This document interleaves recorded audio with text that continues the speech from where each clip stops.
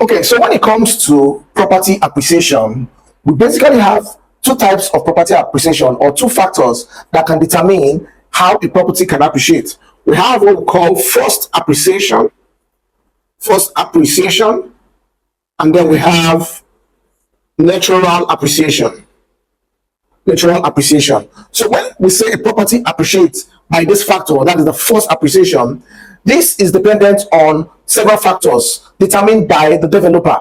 So for instance, if the developer decides to put a fence on the place, he decides to create access road, he decides to bring in electricity, these activities performed on the property tends to increase or makes the property to appreciate. That is what we call first appreciation. So in first appreciation, the determining factor are activities carried out by the developer. So the developer or the owner of the property is the one who determines how the property appreciates, or is the one who carries out activities that determines how this happens. Now, when we come to natural appreciation, basically, natural appreciation are carried out or are done by factors such as inflation, such as demand and supply. So basically, when the demand for a property is high, obviously it tends to appreciate. So if there's a high demand and of course a lower supply, property should appreciate. And of course, if there is an economic inflation, then property appreciates. So now, considering these factors, we can then say a property can appreciate either by first appreciation or either by natural appreciation. So it all depends on what you want. The first appreciation is okay, beautiful. Natural appreciation is also beautiful as well. Now, if you are an investor, listen carefully.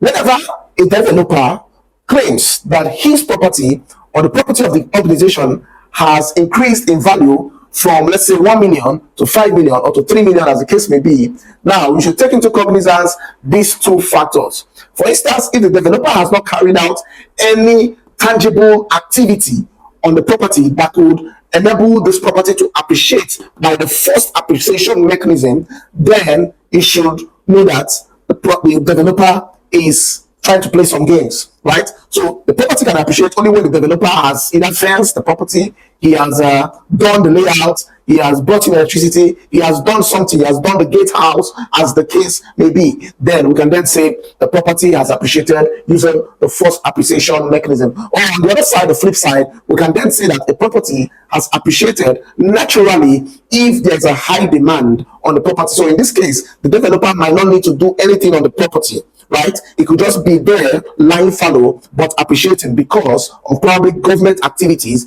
that has then increased demand of the property to enable the property increase naturally. So take these two into cognizance. If there's no natural appreciation, there's no forced appreciation, then a property cannot increase in value.